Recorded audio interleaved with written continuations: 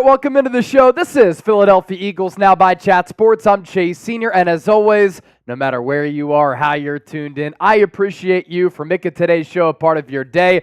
And on the rundown, want to have a conversation about Jalen Carter going into his sophomore campaign. He was very impressive as a rookie, wore down a little bit last year toward the end of the year, but I also want to pose this question as part of this conversation. Can the Eagles defensive tackle win NFL Defensive Player of the Year? We're going to take a look at some in-depth numbers and, of course, expand on that. But first, if you think that Jalen Carter can make a big leap in 2024, then I want you to hit that thumbs up icon and like the video. If you don't and you're not a believer in the player, that's okay, but I want you to comment why and explain your reasoning. So I'm high on Jalen Carter going into this upcoming campaign because of what I saw last year. And I want to start by taking a look at the just standard statistical numbers for Jalen Carter after being selected 9th overall in the 2023 NFL Draft out of Georgia. Of course, there were some character concerns back then.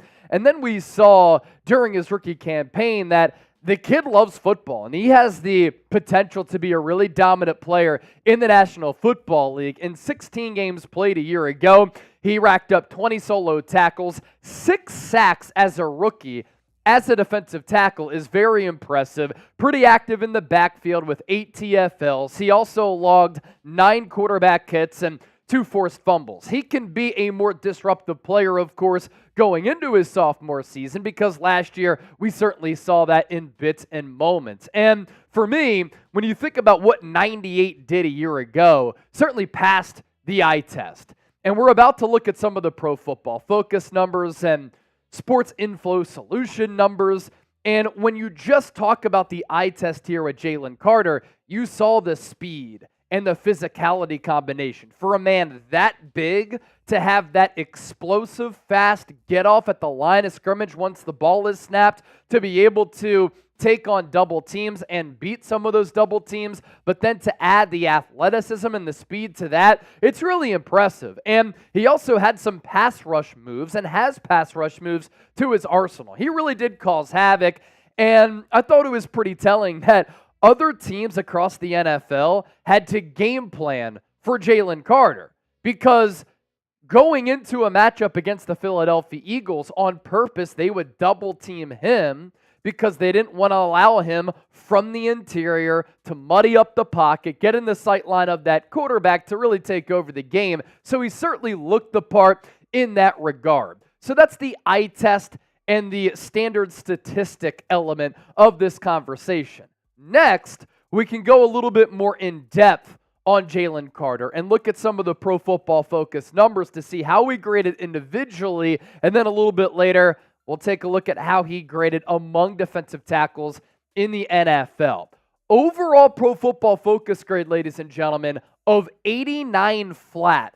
That is truly elite, especially for a first-year player. I think that he can get better against the run, but he was right around league average in year one at 68.4, an excellent pass rush grade, so the grades certainly check out there at 85.9. He tallied 49 pressures, 38 hurries, 6 sacks, and this came on him only playing 48% of the snaps. By comparison, Fletcher Cox, who retired this offseason, led the Eagles' defensive tackles in snap count at 59%.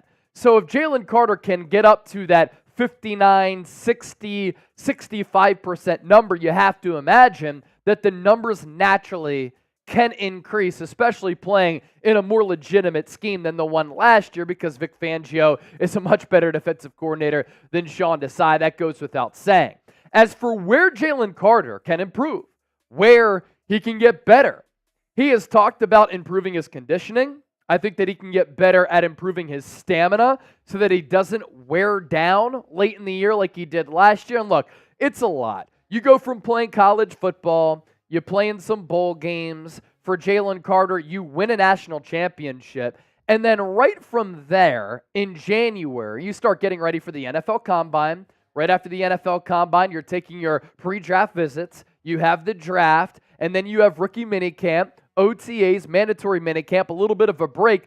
Then you're back at it for training camp, preseason, and the regular season, that's a grind. So your body hasn't been through that grind, and there's a little bit of an acclimation period there. So I think that with the stamina, the conditioning, he can improve in that regard, the consistency of his game, and stopping the run. Again, around league average with those run defense grades, but given the strength, given the ability, I think that he can continue to really get better in that area of his game. I also liked what he said this offseason about taking accountability and working on his weaknesses. He said this a few months ago. It's been a lot of conditioning as far as what he's working on this offseason. I'd like to be more conditioned than working on technique because we have all year for technique stuff. We work on technique every day in practice with our hands, working on pass rushes and stuff like that. But you really don't work on conditioning a lot. But I did more conditioning than I did hand movement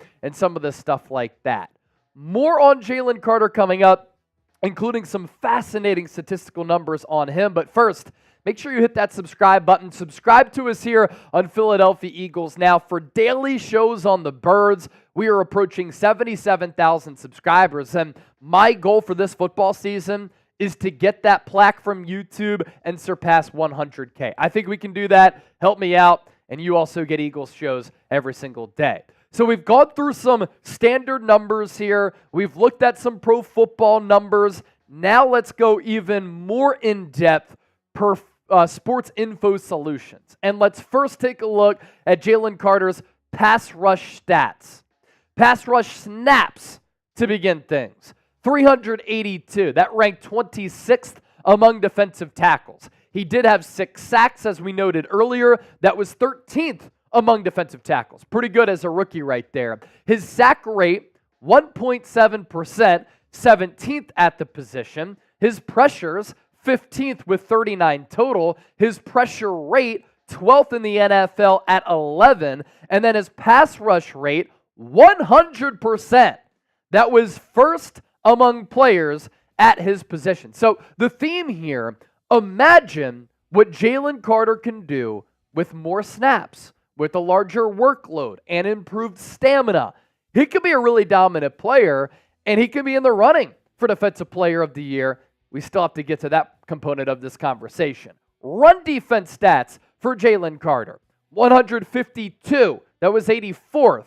TFLs, 11. 19th. Average tackle depth, 1.3 yards. That was 16th. And then his Pro Football Focus rankings, once again, we took a look at these numbers a little bit earlier, right? But this is where he ranked at his position. Defensive grade, 87.4, 5th. Run defense grade, still 12th. So that's why that number of 69.4, very nice, isn't all too bad at 12th. And then his pass rush, 84.6, that was 8th at his position. So let's circle back to that question that I started the show off with. Can Eagles defensive tackle Jalen Carter win NFL Defensive Player of the Year? He is currently 16th in odds here. And once again, it's the same collection of defensive players who are featured on this list. Micah Parsons has the best odds to win Defensive Player of the Year at plus 550. TJ Watt right there with them at plus 550. Coming up next is Nick Bosa at 7-1 odds. Max Crosby at 7-1 as well. And then Myles Garrett at 8-1. So that's the top 5 right there. And then Jalen Carter comes in at 16th at plus 5,000. So to simplify that, let's say you were to put down $1 on Jalen Carter right now to win NFL Defensive Player of the Year. That is a $50 payout. So if you put $10 down, you could win a boatload of cash if Jalen Carter in his second year is able to play really well under Vic Fangio, ball out, win Defensive Player of the Year, which of course could be difficult at that defensive tackle spot and considering the players he's going up against. But I'm willing to take that risk. I'm willing to take that bet because the value there, very, very good. We saw the glimpses of dominance, the glimpses of power, the speed. He put up some really good numbers, and there's a chance that Jalen Carter could continue that ascent. Who will win NFL Defensive Player of the Year. What say you? Drop me a name down below in the comment section right now and predict it for me. Also, make sure you give me a follow on X and Instagram at Chase_Senior. It's the same handle on both platforms here. Approaching 13,000 followers on X, surpassed 30,000 followers on IG. I put out short form content on those pages, so give me a follow, say what's up, and don't be a stranger. Segment number 1 down here live. Philadelphia Eagles now on this Wednesday, July 3rd. Appreciate everybody for being here with me. We have 70 people watching live. Do me a favor right now. Hit that thumbs up icon and like the video to support the show. The more likes that we can get, the more people who will pile in and the more fun that we will have. We have 4 segments in total today. We just did segment number 1. 3 more segments left to get to. Recent Commenter Club, Unspoken Words, Go Birds 21, Carol Hosey, Craig Show legend, Gregory Whaler, It's a Philly John, great name right there. And Carol, once again, down in the comment section here, I need everybody watching right now to please hit that thumbs up icon and like the video. And for those of you who want to do a mailbag segment, that's up to you. I want to answer your questions, but I need some answers. I need some questions to answer. So use the hashtag Eagles or send in a super chat so you can be a part of the show. That's hashtag Eagles or send in a super chat to be a part of our mailbag. I know that you have some thoughts on the Birds, some questions on the Birds, because training camp starts later this month. Can you dig it? I can't wait for it, that is for sure. Producer Chip, we're talking Birds on this Wednesday. Chip and I have been very busy talking Sixers during NBA free agency, so we wanted to fit in a live show here to do it for the people. Yeah, had to get the people what they want, some Eagles talk. And you just said that, by the way, that it's just a few weeks this month of training camp. Crazy. I can't believe we're in July already. Yeah. We get football next month. Next month. August. Come on, baby. We have football in August, ladies and gentlemen. I cannot believe it. So we have about 3+ weeks until training camp gets underway, and then about, a month and a week. So 5 weeks until we see the Philadelphia Eagles on the football field for the start of preseason.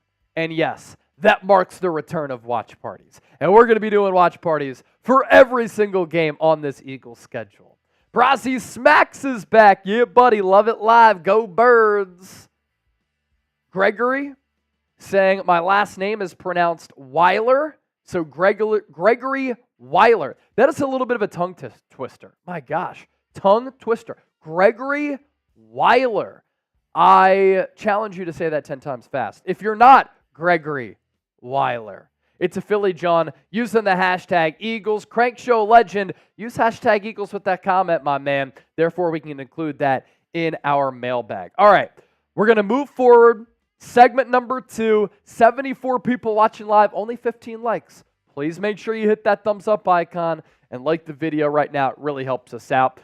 And if you have some questions, please use the hashtag Eagles or send in a super chat. Even Gregory said, yeah, I know my name is a little bit of a tongue twister. John Stamey, a $5 super chat. Go Birds. Also, thoughts on Panthers, Eagles. Birds getting the win. They're going to cause problems against Bryce Young. That should be one of the chalk it up as a dub games for Philadelphia. No doubt about that. John, thank you so much for that donation. Really do appreciate that. As we look ahead to segment number 2, we're going to have a conversation here about Nick Sirianni. Is he on the hot seat going into 2024? Let's talk about that and break it down live. Eagles now, moving forward on a Wednesday. Is Eagles head coach Nick Sirianni on the hot seat going into 2024? We're going to talk about that here on today's Philadelphia Eagles Now by Chat Sports. I'm Chase Senior. Hope everybody out there is having a fantastic weekend and you're indulging in some fun. First, let's pop up today's poll question. I want you to grade the job that Nick Sirianni has done in his first 3 seasons as the Eagles head coach. A, B, C, D, or F. Let me know what you think about how Sirianni has fared as a head coach for this football team. We could set the foundation here and start off by first looking at Nick Sirianni's resume.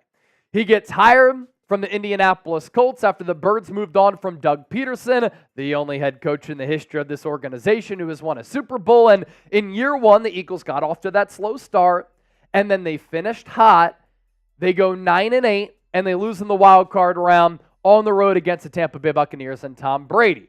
The Eagles that year really weren't expected to make the playoffs. They were looked at as a rebuilding team, and I really liked that year how the Eagles made adjustments during the season. They started off as a team that wanted to throw the football. That wasn't working well. They got off to a slow start. Classic Philadelphia. People were calling for Nick Sirianni to get fired, claiming that he's in over his skis. He changed the offensive philosophy. He gave up play calling. He gave those duties to Shane Steichen. The Eagles became a run-heavy team, and they found their groove. Then in year 2, a magical season for Philadelphia. The Birds go 14-3, get the number 1 seed in the NFC. They make it to the Super Bowl in a game that they should have won. Nick Sirianni, of course, a part of that with some bad decisions in that game. But to make it to the Super Bowl in year 2 and to go 14-3 with a historic offense, some individuals on that team having a historic season, both sides of the ball, A.J. Brown, DeVonta Smith popping off. The Eagles had 70 sacks as a team. We're going to look back at that 2022 season a few years from now and say it truly was special if you can't say that about the 2022 campaign right now. And then the 2023 season. We're still working off the ugliness of that year.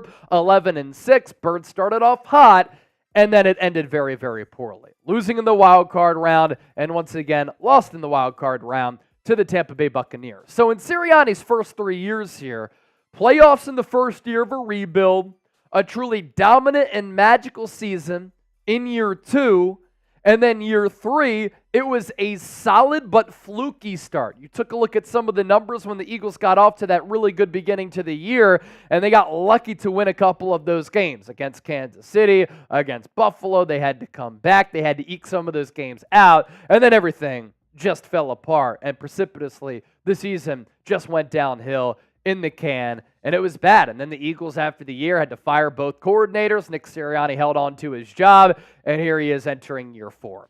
As for Sirianni's strengths and weaknesses, I do think that Sirianni has a lot of strengths. First of all, we look at Howie Roseman as one of, if not the best, general managers in football, and him and Jeffrey Lurie, and Lurie, one of the best owners in football, really like Nick Sirianni. They are a believer in him as a head coach in this league. That's why they're running it back with Nick Sirianni after witnessing the downfall of the 2023 campaign.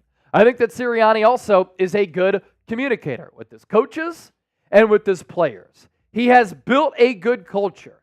At the end of the Doug Peterson regime, things were ugly really from top to bottom, and Sirianni had to patch those things together, and the players have even said that Sirianni has a good culture, he's a good football coach, and he's very well respected by the players on his team. I know that the end of last year was not ideal, but look, a 34-17 record is still really impressive. That cannot be denied. Sirianni has hired good coaches. Jonathan Gannon did good stuff with Arizona last year. Shane Steichen, one of the better offensive minds in the league right now as a play caller. Sirianni brought those individuals in, and then he brought in Kellen Moore and Vic Fangio. I think that what's underrated is how Sirianni oversees the entire operation, and I have more thoughts on that. Some people don't think he has any value because he doesn't call plays, but there are other elite coaches now and in the past who have not called plays, but they've been some of the best coaches in the NFL. I also like how Sirianni values being aggressive. He has a good feel and weighs analytics with relying on your gut to make a decision. You can't always measure a person's heartbeat, and I think that Sirianni does a good job of balancing that. And while last year at times he didn't manage the game all that well, his first 2 years I thought he did manage the game well, so I'll chalk that up as a strength. His weaknesses, there are weaknesses. What is his specialty? He came in as an offensive mind, but his offense last year grew stale. It was not innovative.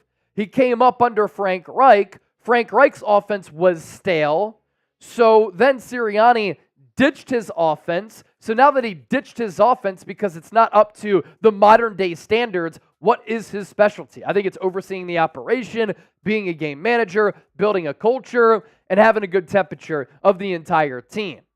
Lack of creativity and innovation. Last year, the Eagles were dead last in pre-snap motion, and in 3 years under Sirianni, they've been among the bottom teams in pre-snap motion. It's unacceptable when you take a look at what some of the innovative offenses are doing across the NFL.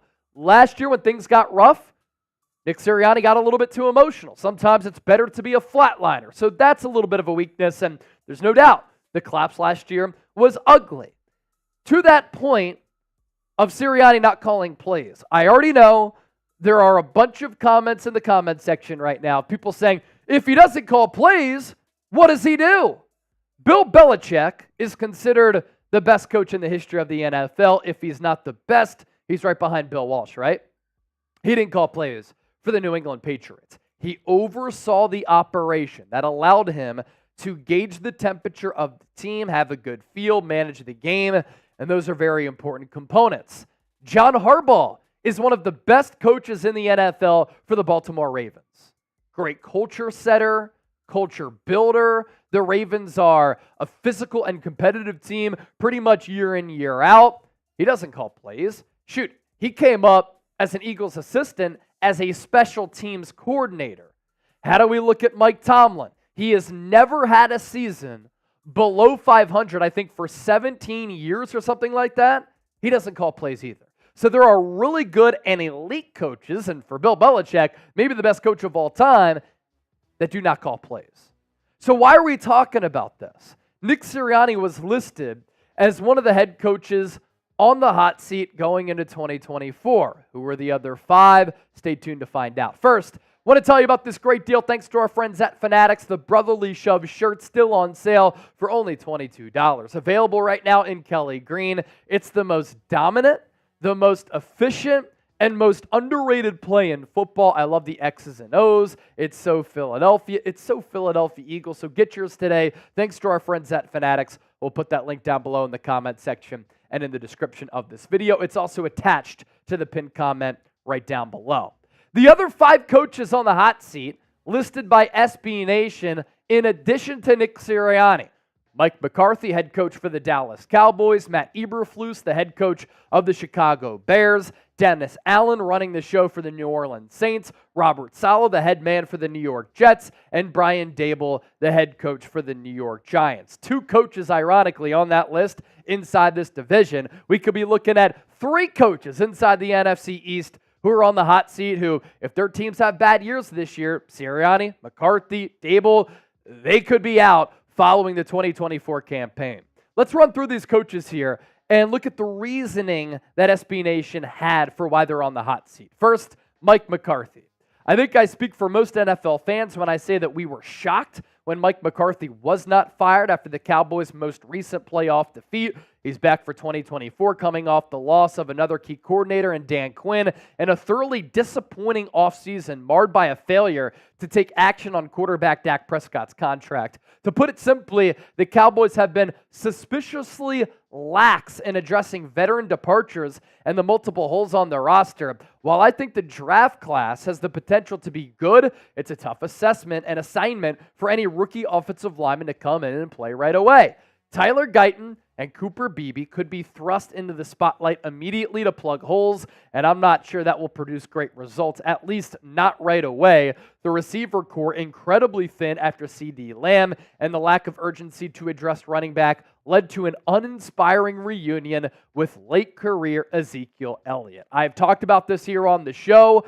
What the Cowboys have done this offseason really doesn't make any sense to me. It's kind of like a secret rebuild or a secret reset. Their biggest free agent acquisition, bringing back a washed Ezekiel Elliott, poaching away an older Eric Kendricks away from the San Francisco 49ers.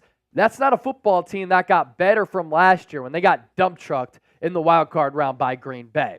As for Matt Eberflus is in a strange situation with the Chicago Bears. In many ways, it would have made sense for the Bears to make a clean break and start fresh with the new head coach in 2024. The team is very much in the midst of what feels like a perpetually ongoing rebuild, and Eberflus's abysmal 10-24 record through 2 years does not exactly inspire confidence. At the same time, the roster has been far from competitive, and Eberflus can argue that he didn't get any say in previous quarterback decisions. Sure, fair enough. All that being said, expectations will be through the roof for Chicago in 2024 thanks to an aggressive offseason headlined by the addition of Caleb Williams. If things don't take off quite as fast as hoped, and the Bears are once again picking near the top of the NFL draft, the pitchforks will come out, and Eberflus will be the one on the pointy end.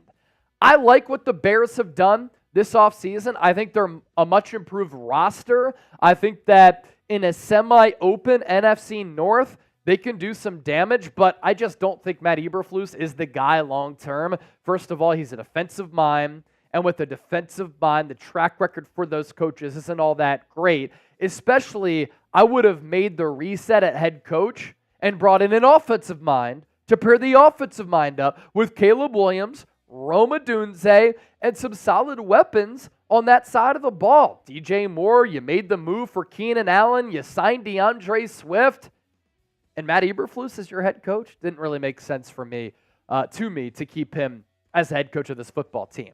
Next up, Dennis Allen. Allen has been a largely uninspiring coach for the New Orleans Saints, clawing his way to an under 500 record over the past 2 years, despite possessing one of the oldest and most expensive rosters in the NFL and playing in a division that has been pretty much wide open for the taking. The expensive acquisition of Derek Carr was supposed to be the necessary move to get the Saints back on top in the NFC South, but the team ultimately fell short once again. Allen likely has a Week 18 Falcons collapse to thank for keeping his job heading into 2024, but things are looking considerably more dire for the Saints this year. The roster has continued to age and thin out thanks to years of cap shenanigans. New Orleans has an even tougher path to the playoffs this year, and 3 straight misses would almost certainly mean the end for Allen. He was once the head coach for the Raiders. It was a move that flopped for that organization. He was then a very good defensive coordinator under Sean Payton and was an excellent defensive mind for New Orleans. They elevated him to be head coach, and I just don't think he's the man for the job. A good defensive mind, but not a head coach in this league. As for Robert Saleh, it seems like the signing of Aaron Rodgers and his subsequent injury probably saved Robert Saleh's job in 2023. Perhaps Rodgers really would have lifted the New York Jets to playoff contention and renewed faith in Saleh's leadership, but his injury essentially gave Saleh a free pass. While it's clear Saleh is a great defensive mind and he's put together a top unit in New York over the past 2 years, the offense has continuously held the team back. Saleh is an abysmal 18-33 over his 3 years, and you'd expect pretty much any other coach to be shown the door in that situation. That means that 2024 is probably playoffs or bust for Saleh and the entire regime in New York. The Jets will obviously be better with the healthy Aaron Rodgers, but can they really compete with the top contenders in the AFC? Are they a better team than the Chiefs, Ravens, Bills, or Texans? Can Aaron Rodgers actually stay healthy? Will he retire midseason due to ayahuasca and go on darkness retreats? A playoff berth alone may not be enough to save Saleh's job. I'm actually an Aaron Rodgers guy. I like Rodgers a lot, but for the New York Jets, they might be across the entire NFL, the most boom or bust team. I could see the Jets winning 10 to 12 games, winning the AFC East. That division is open because I think the Dolphins are fraudulent. The Bills, I don't think they got better this offseason. The Patriots kind of rebuilding, and they could be really good. If Aaron Rodgers brings it, he returns to that MVP form, he stays healthy, he'll make that offense go. The defense has been really good, but if Rodgers falters and does not play well, the Jets' offense is going to be putrid once again. Robert Saleh will be shown the door. Another one of those good defensive minds who just might not be a head coach in this league. Hasn't had a lot of quarterback solid play there at that position, though, throughout his tenure. Don't really like how he's handled the Rodgers situation either. SB Nation on Brian Daboll. It's pretty unusual to see a coach coming off an AP Coach of the Year award just 2 seasons prior, entering the season on the hot seat, but the New York Giants are an unusual team. Brian Daboll worked magic in New York to get the team to a 9-7-1 record, playoff berth, and upset victory over the Vikings in the wild card round in 2022. But things completely fell apart in 2023. Giants were among the league's worst offenses and were near the bottom defensively as well, with Daniel Jones performing poorly, coming off his extension before tearing his ACL. New York is in a difficult spot heading into this year. as the team chose to pass on a quarterback upgrade for another huge need, a wide receiver upgrade. That might have been the best choice for the team, but it probably wasn't the best choice for Daboll's job security. I still believe Daboll is a good coach and would not be shocked if he bounces back this year, but he'll have to pull out some more of that 2022 magic to overtake the Eagles or the Cowboys in the playoff race. I kind of like Brian Daboll as a head coach, honestly. I know he rubs some people the wrong way. What's beautiful if you're an Eagles fan, the continued dominance over New York over the last decade. Philadelphia is 16-4 against the Giants. I don't know how the Eagles were playing so poorly at the end of last year to lose against New York. That was a bad look, but 16-4 over the hapless Giants who are poorly run and in shambles at Saquon Barkley joined the Eagles. Things that you love to see.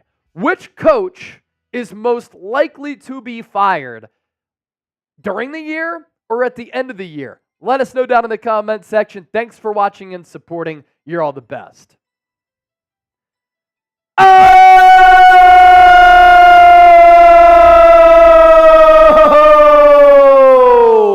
Paul C. A $100 super chat and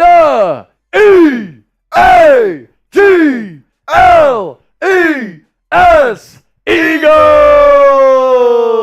Paul C., congrats on the marriage and the wedding, by the way. I hope the married life has gone well over the last couple of weeks. Thank you for being a real one and supporting the show. And here's that $100 super chat. If the Jets don't do well and the Eagles part ways or if Fangio decides to retire, which I doubt, I think the Jets head coach Robert Saleh would be a dangerous defensive coordinator. When he was the Niners defensive coordinator a couple of years ago, they were dangerous. What are your thoughts? So Robert Saleh, as I said a few moments ago, I think he's a really good defensive mind. The track record is there as far as defensive success. The Niners were really good. They made it to the Super Bowl in 2019, and I like the energy that he brings as a defensive coordinator. As far as him overseeing the entire operation, it's been ugly. He has a no feel for offensive football. I think he is going to get fired if the Jets do play poorly. If Fangio is out after only 1 year, that's kind of a disaster for the Eagles. Number one, if they don't perform well, and number two, if he decides to retire. He did say back a couple of months ago when he met with the media, he hopes this is his last stop, but there's no indication this is his last year. I think he's going to be the DC for the next couple of years. But if Saleh does get canned, he'll definitely be one of the marquee defensive coordinator candidates across the entire NFL. Segment number 3 is coming up here momentarily, and then we're going to do our mailbag. So get those questions in right now, just like Paul, and use the hashtag Eagles or send in a super chat. You send in a super chat, we're going to feature that question or that hot take ASAP. And thank you so much, Paul, for supporting the show. $100 super chat. If anybody matches that, I will do a beer boot. If Paul sends in another 100, I will do a beer boot right here on Eagles Now. That was some legendary stuff.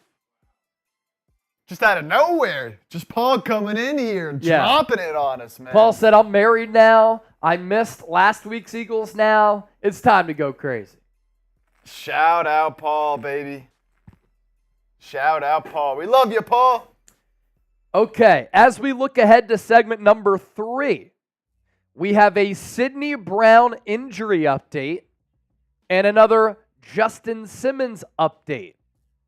That's what's coming up next. Please make sure you continue to hit that thumbs up icon and like the video. Really appreciate everybody for being here with us. It's a very busy week for Chip and I during NBA free agency, but we wanted to sneak in a quick live right here on Eagles Now. So with that, segment numero tres coming up right now. Coming your way on today's Philadelphia Eagles Now by Chat Sports, I'm Chase Sr. We have a Sidney Brown injury update coming off a torn ACL from late last year. And yes, we have another new Justin Simmons update. And could the Eagles sign Justin Simmons given what Sidney Brown said about his injury? Stay tuned for that. First, let's start off with the latest around Sidney Brown. Last year, during his rookie campaign after the Eagles took him in the draft out of Illinois, I was pleasantly surprised with what he was able to do, and I was impressed with the play of Sidney Brown. I think that he can be a building block for this Eagles defense moving forward. I like his game, and I like how he plays, especially with the speed and physicality component. In the preseason last year, he was knocking dudes back. But he did tear his ACL week 16 against the Giants on Christmas. The timing of that was unfortunate because at the time of the Eagles' collapse with the defense playing poorly, he started to get some more run, and I thought he had some really solid moments. In the spring during OTAs and mandatory minicamp, he was doing some work on the side, and then at the DeVonta Smith softball game over the weekend in the Lehigh Valley, he did provide an injury update as far as how he's doing and how he's recovering and when he might come back. Here's what Sidney Brown had to say about that ACL recovery. I'm back to moving full speed. I'm running about 22 miles per hour again, slowly climbing it up there. I'm still working on lateral movement, but I'll be close to 100% by the start of the season, and we'll see what happens with that. First of all, I want people to realize how difficult it is to run 22 miles per hour, especially on some of those assault treadmills. I've been doing some full body workouts at a class here, and I've been able to get in excellent shape just doing these classes twice a week over the last 3-4 weeks, and I've hit the assault treadmill, and I think that I'm moving fast, and then I look down, and I'm like, I'm nowhere close to 22 miles per hour. So for Sidney Brown to be reaching that speed, that's really good news.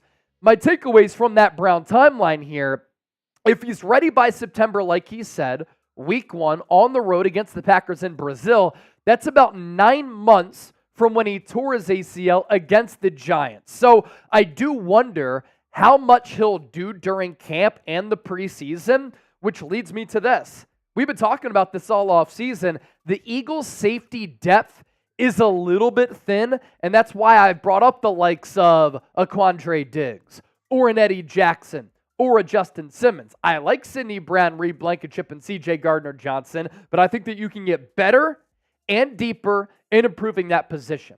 As for how Brown fared in 2023, all things considered, in a bad defensive scheme for him being a rookie and sometimes having to play out of position, I thought he performed pretty well, had an overall Pro Football Focus grade of 62. I thought that he'd be a little bit better against the run, although he made some big hits around the line of scrimmage. 56.7 the run grade there. I think that he can improve on that. Not much of a pass rusher, so I don't make much of the 49.9 grade there. The coverage grade, pretty good, right around league average at 64.9. He did allow a passer rating when targeted of 113.7. For me, I think back to how he played in the preseason, though, and I thought he played really, really well and showed the potential that he has. And when I scouted Sidney Brown's rookie year and getting ready for this show and just thinking back to some of my overall thoughts on the player, he plays with speed and physicality. He's a classic hair on fire type of guy who has this nonstop motor. He made some really good plays around the line of scrimmage. I think that he can be kind of that hybrid linebacker in that dime nickel package. He did get beat when he was playing in the slot. I know that he was a 4.4 40-yard dash guy in the pre-draft process, but I don't think the slot is the spot for him.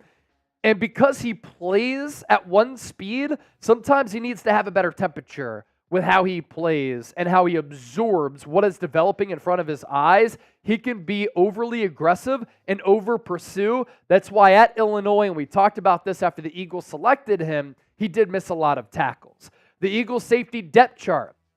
I talked about C.J. Gardner-Johnson, Reed Blankenship, Sidney Brown.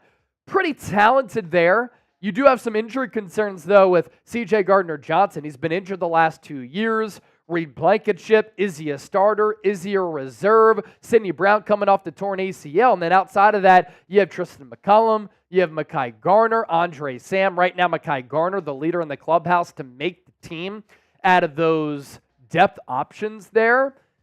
But look, you bring in a player like Justin Simmons, and that position goes from a question to a big strength, and we're about to talk about him coming up next. First, let's pop up today's poll question. Are you worried about the Eagles safety depth? Type Y for yes or type N for no. I think going into training camp, going into the 2024 season, I'm a little bit worried about that position group in addition to off-ball linebacker, wide receiver 3, and maybe backup running back. I think the Eagles have done a good job of stacking up the depth on the offensive line, which is another one of my concerns going into this year. We have a Justin Simmons update to get to next. First, these Cooper DeJean shirts. They're awesome. By the way, check out the new swag here. Eagles Now shirts. Would you buy one of these? Type Y for yes or type N for no down in the comment section. Let's call it $25. Would you cop one? Well, you can get one of these Cooper DeJean shirts as well. Chatsports.com/DeJean, available in black and Kelly green. We'll put that link down below in the comment section and in the description of this video. Justin Simmons update. Let's get to that next here on today's Philadelphia Eagles Now. NFL insider Albert Breer of Sports Illustrated saying he would love to see Justin Simmons back in Vic Fangio's defense. We also have some updated odds to sign Justin Simmons if the Denver Broncos do not bring him back.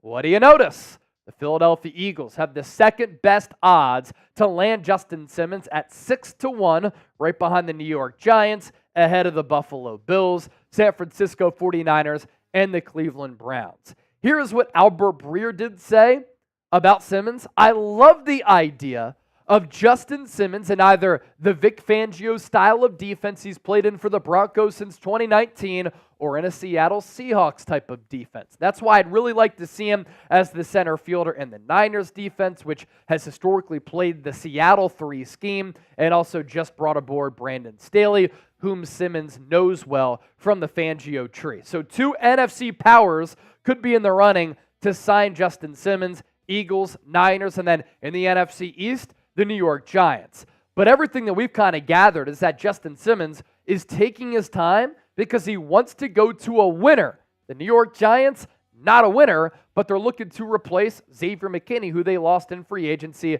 to the Green Bay Packers. Why I think Simmons to the Birds makes sense and why I'd make the move if I was Howie Roseman, he's one of the best safeties in the NFL, and you can have one of the best players at his position for cheap and a very affordable price. He dramatically improves the secondary that last year was bad, has been remade this offseason, which is great, but why not add even more talent at a position that you could use him at? It also allows C.J. Gardner-Johnson to roam. That's one of his strengths. You can use him as that Swiss Army knife, whereas Simmons can be that center fielder and that deep safety. More experience and swagger, always good, fits the culture, team captain with Denver. And think about what Justin Simmons and C.J. Gardner-Johnson would be able to do.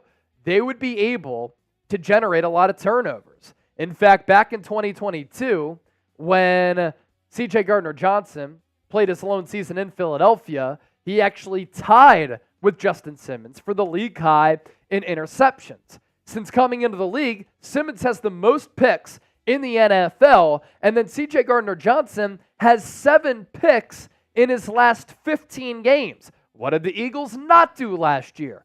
Generate turnovers. And if you can do that in the secondary with this defensive line, being able to eat, they have a lot of talent. Vic Fangio, he's going to be licking his chops. How did Simmons fare in 2023? Pretty good. Now, the overall Pro Football Focus grade lower than previous years, but he was still a second-team All-Pro. 67.9 the grade there. He excelled against the run at 77.6. That's not even his forte. It's against the pass. Pass rush grade of 71.3.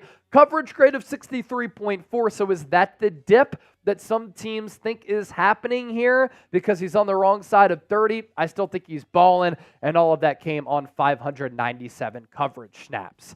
I know that we've talked about Justin Simmons a lot here on this show. A lot of people love it. Some people don't. If you're tired of me talking about Justin Simmons, that's fine. Now is your time to take out your anger on me by typing F Chase down in the comment section. If you want to tell me that you don't like me on social media, you can do that as well. Or you can tell me that you really like the show. At Chase_Senior, approaching 13,000 followers on X and approaching 31,000 followers on IG. Oh!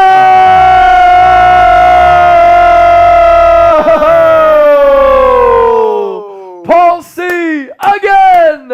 A $100 super chat and a EAGLES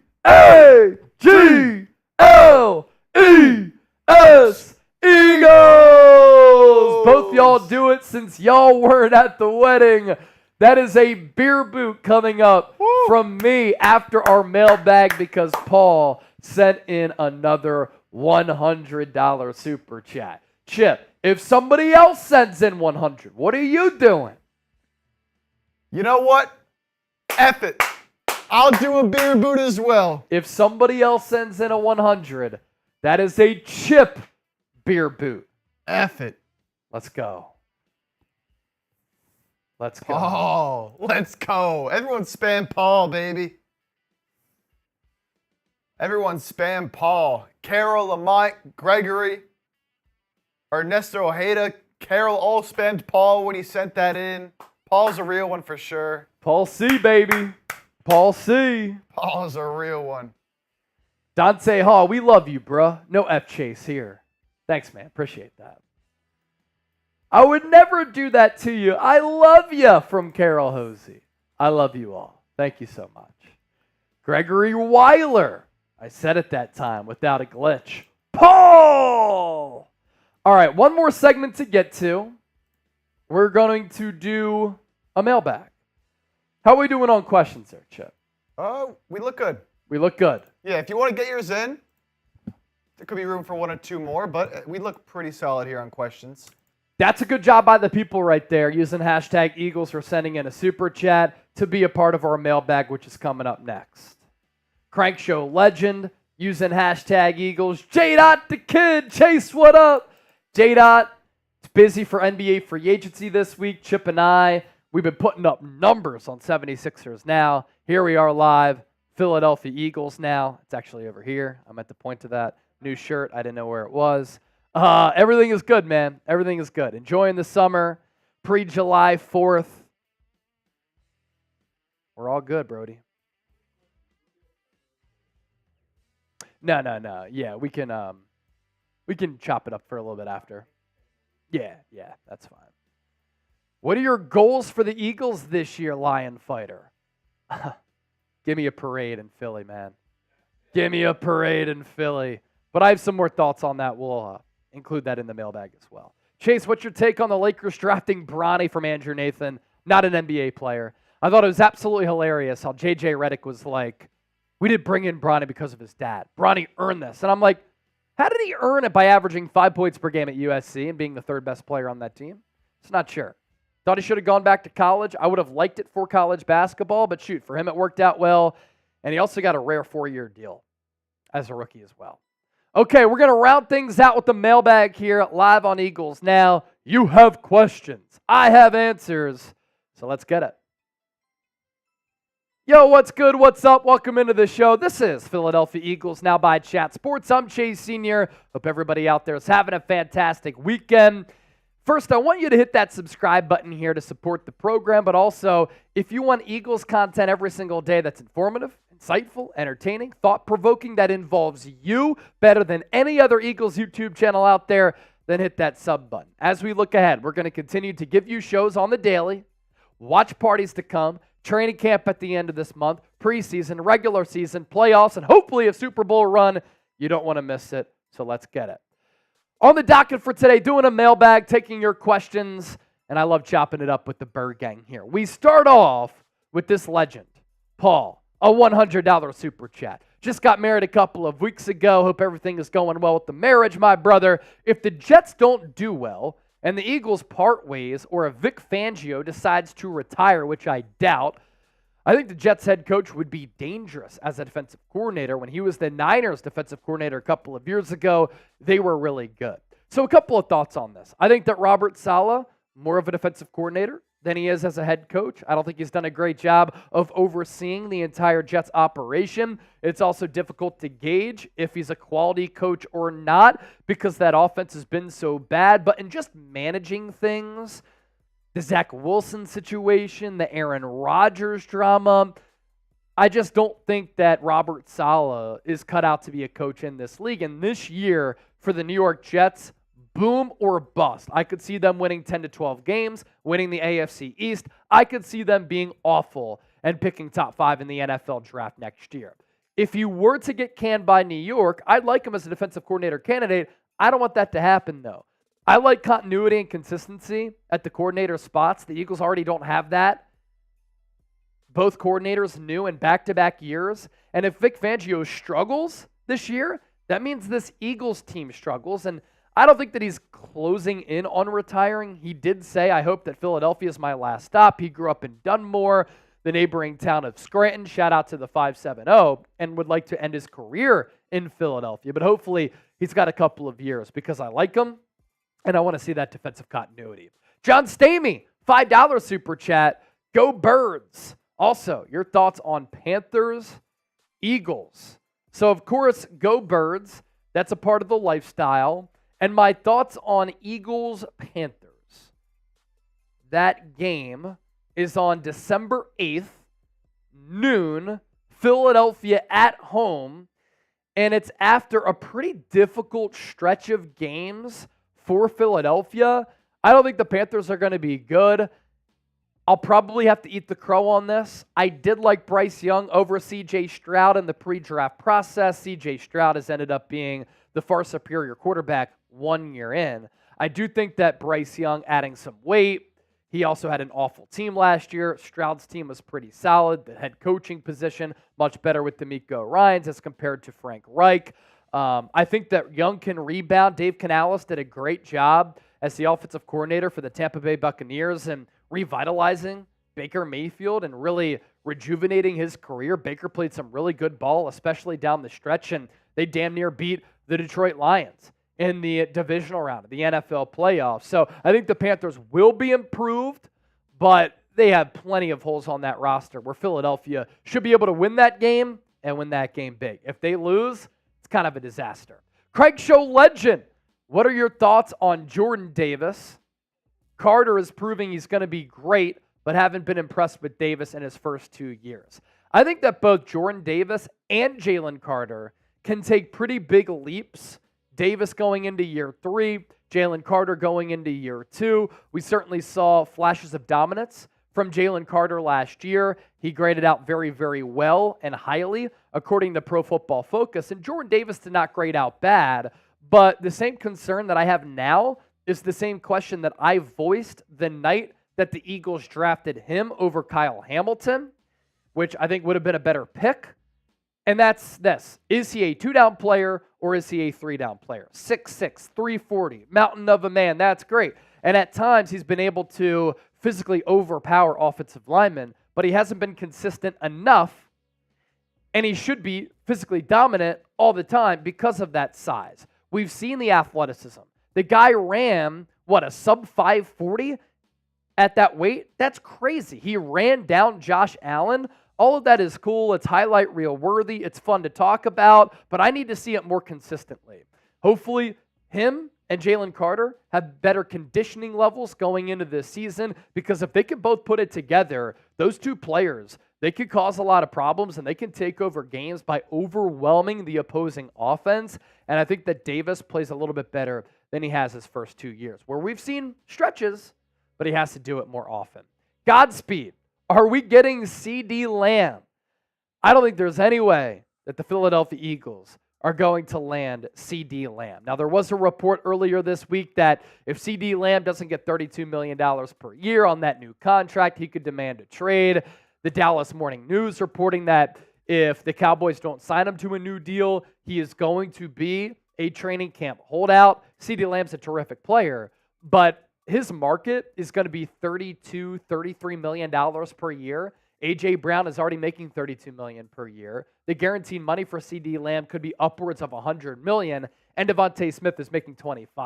The Eagles realistically can't afford to have those three wide receivers on the team at the same time. If Hurts was on his rookie contract, that'd be fine, but he's making $51 million AAV.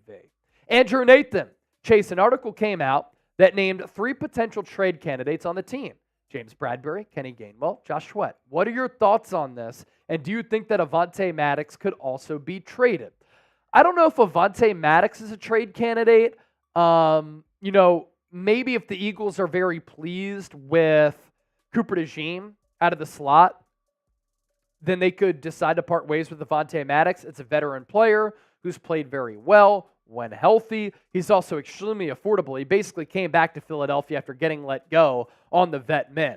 So he could be a sneaky trade candidate. What's funny is that I actually talked about James Bradberry, Kenny Gainwell, and Josh Sweat as trade candidates earlier this week. Go back and check that video out. I thought it was a great breakdown with some really good numbers and some financial implications there. I think you hold on to Gainwell because you're already thin at running back. For Josh Sweat, you'd have to be very convinced that Nolan Smith can take a leap, that Jalix Hunt can give you something, that Brandon Graham in year 15 can still contribute, and that Bryce Huff is going to continue with what he did last year in having 10-plus sacks. So of those players who I could see being traded, it's James Bradberry. Even if it's for pennies on the dollar, you're so deep at that cornerback spot that you can afford to get rid of a player like that. It's a Philly John. So running this new scheme, I know we keep going back to it, but with all this new talent coming in, is it really learning a new scheme or just learning the defense? I would say it's learning a new scheme and learning a new defense. I mean, anytime you have a new defensive coordinator, by the way, great YouTube name, and I love the profile picture, but anytime you have a new defensive coordinator, there are different calls, there's a different philosophy, there's a different type of defensive flow, there's different terminology with the scheme, with the plays, with the play calls. So there's definitely going to be a learning curve because of that, but you're right. I mean, with all these new players on the defensive side of the football, the Eagles pretty much remade their entire secondary. You brought in a new starting linebacker. The defensive line outside of Bryce Huff, there's some continuity there, but there will be a learning curve. Now, during the spring, OTAs and mandatory minicamp, which unit implementing a new scheme won at practice and dominated? It was the defense over the offense. Now, I think on the defensive side of the ball, you can fire without thinking so much, and you can just kind of make plays quickly without having to worry about route combinations and timing and offensive line blocking and all the nuances that go into offensive football, but so far so good from this Eagles defense. Lion Fighter, what are your goals for the Eagles this year? I mean, the ultimate goal is to be attending another parade for the second time since 2017. And if the Eagles can win 2 Super Bowls since 2017, what a run. And they have the talent to do that.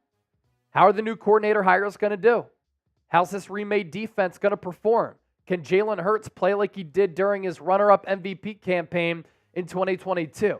The talent is there, man. The organization is in a really good spot. You have a great owner, great general manager. What's Nick Sirianni going to look like? Is the team going to buy into him once again? But everything is aligned. The Eagles, I think, are a better team than they were last year. Offensive line is still a top 5 unit. You still have all these offensive weapons and Saquon Barkley. Your secondary should be better. Defensive line should be really good. You brought back C.J. Gardner-Johnson on the back end. Sometimes you need some luck on your side, but the ultimate goal for the Eagles to win it all. Outside of that, I want to see Saquon Barkley used in a Christian McCaffrey type of way as a runner and as a pass catcher. I want to see Devin White have a career year. I want to see Jordan Davis and Jalen Carter pop off. I want to see Quinion Mitchell and Cooper DeJean have a role. I want to see Dallas Goedert stay healthy and be very productive. I want to see A.J. Brown and DeVonta Smith continue to play like an elite 1-2 punch at that wide receiver spot. Cam Jurgens got to be able to fill in for Jason Kelsey. Who's going to be this team starting right guard? Will it be Tyler Steen or will it be Mekhi Becton? So all of those are things that come to mind. And Nick Sirianni, prove to everybody that you're a legit coach in this league because I think you are and you've shown it. Just wondering if you have any further info on Kendall Milton. How is he looking? So the Eagles are a little bit thin at that running back spot, as I mentioned a little bit earlier. Saquon will be the number 1, Kenny Gainwell the number 2, and then Will Shipley the number 3. If the Eagles want to hold on to a 4th back, it could be Kendall Milton. Ty Davis Price hasn't really been able to show anything so far in his NFL career, going into year 3 as a former 3rd-round pick. And for Kendall Milton, he does give this team something at the running back spot that they do not have. And that's a really physical ball carrier who has a knack for getting into the end zone. And he gets into the end zone very impressively by lowering his shoulder and running dudes over. And I think as a short yardage back, if you don't want to utilize the brotherly shove all too much or as much without Jason Kelce, and you want to keep Jalen Hurts a little bit more upright, or you don't get the same push with Cam Jurgens at center that you did with Kelce, do you utilize a short yardage back like Milton, who at Georgia was the guy inside the 5 who would find the paint? So had a solid spring. I want to see what he looks like with the pads on, because that's when he's able to show his full skill set.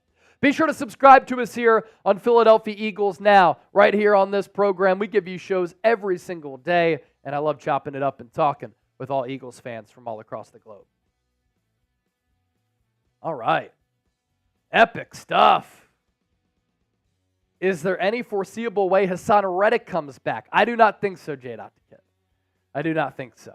My man was looking pretty stylish in, what was it, China or Japan, though, when he skipped out on mandatory minicamp and instead took a vacation. Okay, Chip's going to come on screen.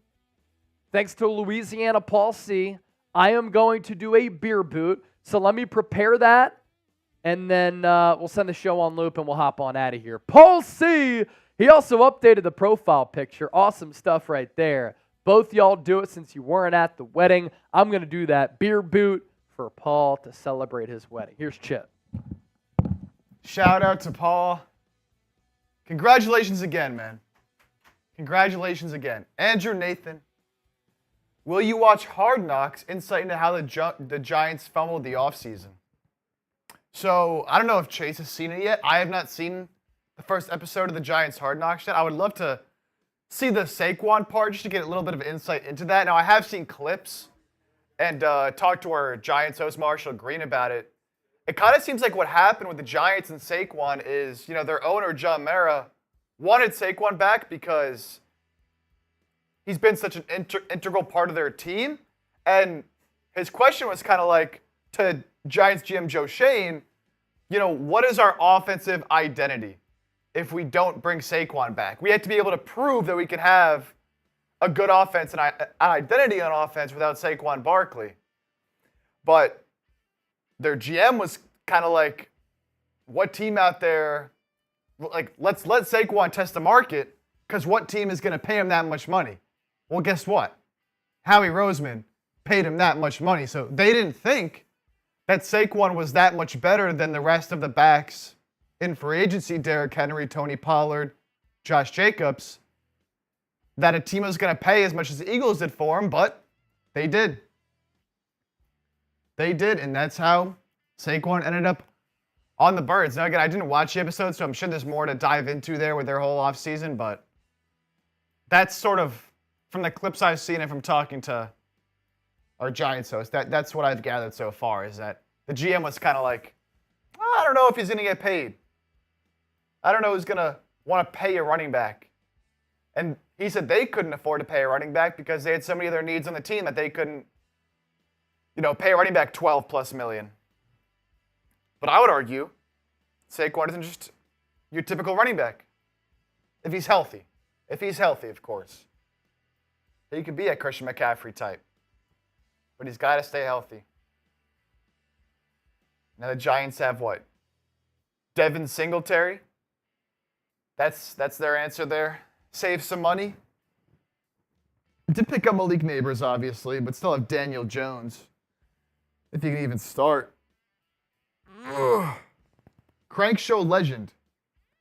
Can we find a way to fit Kenny Pickett in our scheme? He obviously won't be a Taysom Hill, but can he fill other roles? Nah, he's just going to be the backup quarterback. Should be a way better backup quarterback than they've had in recent years. Like a Marcus Mariota. No, that was terrible. So I think, he's fine in that role. I think that's what he's fit for right now, is a backup spot. Maybe he can show in the preseason some stuff and get another shot one day, but I don't think we're going to be running Kenny Pickett out at tight end or anything like that, if that's what you're asking. On special teams, nothing like that. You know what? Maybe put him on kick return and have him do like a throwback on kick return with the new rules, since the defense has to line up in a certain way. Get him out there. You can throw a little cross-field pass. Boom, boom. Boom. Carol Hosey, can we get the T-shirt Chase is wearing? Really like it. So we're testing these out right now. Testing these out. A couple of new designs. some merch. I think it looks awesome. It's funny. One that we got, the logo is like under my armpit. And I think this is a good size. I don't think you want to go bigger than this. I think it's a solid size right now. So testing these out. If they hit the market, Carol, I'll let you know. All right, Paul C. sent in the two $100 Super Chats. I said if we got two $100 Super Chats from either him or somebody else, I'd do a beer boot. So 3 beers, 1 boot. Let's go. Everyone spam chug. Let's go, baby, for Paul. For Paul. Chug, chug, chug, chug, chug, chug, chug, chug, chug. There's the bubbles. Oh, he's moving fast here. He's moving fast here, putting it down. Let's go. Chug, chug, chug, chug, chug. Woo! That was easily under a minute. 30 seconds? E-A-G-L-E-S. Eagles! Put it down. All right, 2-minute Super Chat shot clock. If we get a Super Chat in the next 2 minutes, we'll chop it up. If not, we're signing off. I don't think we need to do that. Who's in the comment section? Sun Orc, good morning. Where are you that it's the morning time? Yeah, that's fine. Carol Hosey saying chug. Sun Orc, my feet is 12. So you have a size 12 shoe? Nice, packing heat. Paul, I know that hurricane is going to miss y'all, but y'all still be careful in the city. I'll be on the boat rocking with the waves. Dude, stay safe, man. Some of the remnants of that hurricane are even going to hit us in Dallas, Texas, and we are not close to water. Where's there a hurricane coming? Southern Mexico. So when Trizzy Trace goes to Mexico next week, he could be swimming in the rain. Oh no, Hurricane Barrel? Hurricane Barrel is barreling in, they say. Barreling in. Crank Show Legend said, thoughts on the wide receiver 3 battle? Right now it's Paris Campbell. I think that position is a little bit of a concern because you lack depth there. Let's say A.J. Brown and DeVonta Smith were to get hurt. You're relying on the off-injured Paris Campbell or a rookie in Anaya Smith or Johnny Wilson or the always injured John Ross to come in. That's why I would have liked to have seen Philadelphia make a move in free agency, which they still could do. It's a Philly, John. So I think everyone is just overlooking the command dorks after the way Sam Howell did us last year. What do you think about their offseason pickups this year? Think they're better at the cornerback position? Yeah, Emmanuel Forbes is kind of in the doghouse there. I do like what they've done in free agency. They've really remade the roster, and they've done it in a cost-efficient way where they haven't signed players to long-term deals to prohibit them from building their team in the future, but I think they're going to be competitive this year. Adam Peters, their new general manager, the former assistant GM of the Niners, he did some good work with San Francisco in helping to build that team to a point where they made it to 4 NFC championship games in 5 years. Very good scouting mind. So I think they'll be competitive, but when you have a new team, rookie quarterback, I wouldn't put them among the likes of Philadelphia or Dallas in this division. All right, we are about to sign off here on Eagles Now, a quick live show on this Wednesday. Thanks to everybody who tuned in. 4 segments in the canister. We'll see you next week live here on the show. And ladies and gentlemen, training camp gets underway in about 3 weeks. We'll have preseason football in about 5 weeks, and then the regular season in September. It's going to be here before we know it. Can't wait. Go Birds. For Chip, I'm Chase. For the Bird Gang, we out. See ya.